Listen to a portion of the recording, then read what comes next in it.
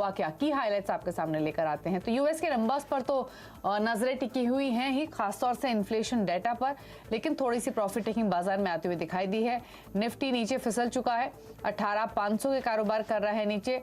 Although bank Nifty अभी भी 43,500 के ऊपर बने हुए हैं। 31 अंकों की कमजोरी हालांकि देखने को मिल रही है।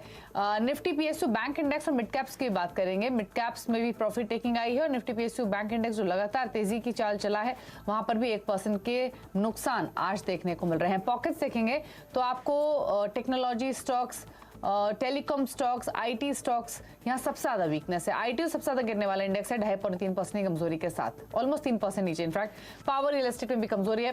थोड़े बहुत ग्रीन टेक्स आपको दिखाई देंगे, एफएमसीजी में, फार्मा में, यहाँ थोड़ी बाइंग देखने को मिल रही है। हमारे साथ प्रकाशगाबा.com के प्रकाश गाबा हैं। गाबा साहब नमस्कार, स्वागत है आपका। कल आपने निफ्टी के लेवल्स की बात कही थी, अभी 18,500 के नीचे तो फिसला है, लेकिन 18,450 के ऊपर है। लेवल्स आप कौन से अहम रहेंगे इस दबाव में? कोई रणनीति लेंगे रिमेनिंग सेशन के लिए या कोई और स्ट्रैटेजी है? और बैंक निफ्टी पर क्या व्यू है? देखिए, निफ्टी का जो व्यू है, लेवल है आज का, ये ठीक इंपॉर्टेंट लेवल है। आपको लगता है कि 18,500 के नीचे गया स्पॉट में, लेकिन फ्यूचर्स में नहीं गया, वो साइन ऑफ स्ट्रेंथ है। तो मुझे लगता है ये जगह बाउंस की अच्छा है। जिन्होंने आज सुबह शॉर्ट किया है तो यहीं पर तो कवर करेंगे, और कहां करेंगे। ये एक अच्छी जगह है कवर करने की। यहाँ से एक अपमूव मिल सकता है और पॉसिबल है कि जो अपमूव मिले करीब 18,600 तक ले जा सकता है। फिर देखिए वहां पर क्या होता है, लेकिन फिलहाल लगता है कि मुझे यहाँ पर निफ्टी संभलने की जगह अच्छी है। रही बात बैंक निफ्टी की, तो बैंक निफ्टी में भी स्ट्रेंथ तो काफी है ही, लेकिन जो थोड़ा जो वीकनेस था वो आ गया। आज का जो सपोर्ट था बैंक निफ्टी का 43,500 के आसपास था, बस वहीं से एक सपोर्ट मिला है निफ्टी बैंक में। तो मुझे लगता है यहाँ से एक अपमूव मिल सकता है। अगर अपमूव मिलता है तो 43,700 ये एक जोन है, वहां तक जाने की क्षमता रखता है। तो निफ्टी एंड बैंक में लगता है कि आज का लो शायद बन गया।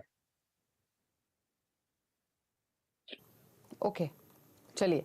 तो आज का लो यहाँ ऑलमोस्ट इन स्तरों से बाजार नीचे जाएगा, इसकी पॉसिबिलिटी नहीं नजर आ रही। गावा साहब का ये व्यू है, थोड़ा रिवर्सल ही लेने की कोशिश कर सकता है मार्केट। लेकिन चलिए हम स्टॉक्स पे फोकस कर लेते हैं। तो गावा साहब पहले तो बताइए, आपने ट्रेड्स कौन सा आइडेंटिफाई किए हैं?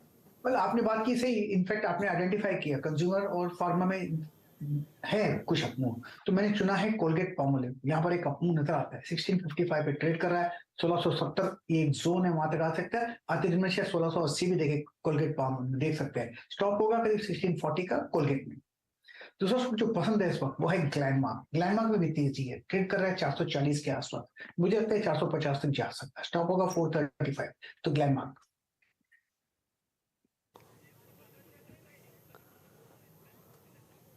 ओके, चलिए। तो ये है सजेशन आपके लिए ग्लेनमार्क फार्मा पर। ग्लेनमार्क फार्मा 441 के आसपास कर रहा है कारोबार, तो इन स्टॉक्स पर आपकी नजरें होनी चाहिए। लेकिन इस बीच एक खबर आपकी स्क्रीन पर लेकर आएंगे, और खबर है फर्टिलाइजर सेक्टर को लेकर कि फर्टिलाइजर सेक्टर को अतिरिक्त एलोकेशन हो सकता है लगभग 1 लाख करोड़ का। लक्ष्मण रॉय हमारे साथ मौजूद भी हैं। तो लक्ष्मण बताइए क्या डिटेल्स हैं?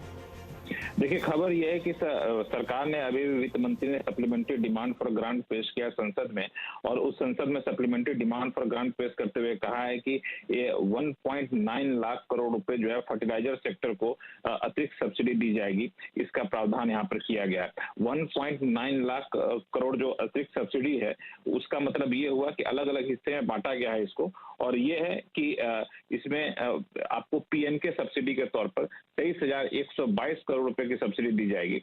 यूरिया सब्सिडी के तौर पर 86,166 करोड़ रुपए की सब्सिडी दी जाएगी। और उसका भी यहाँ पे डिटेल दिया गया है, जिसमें बताया गया है कि जो ये सब्सिडी दी जा रही है वो इम्पोर्टेड के लिए भी दी जाएगी या घरेलू के लिए भी दी जाएगी। जैसे कि जो घरेलू पीएम की सब्सिडी होगी उसके लिए 14,889.67 करोड़ रुपए की सब्सिडी दी जाएगी।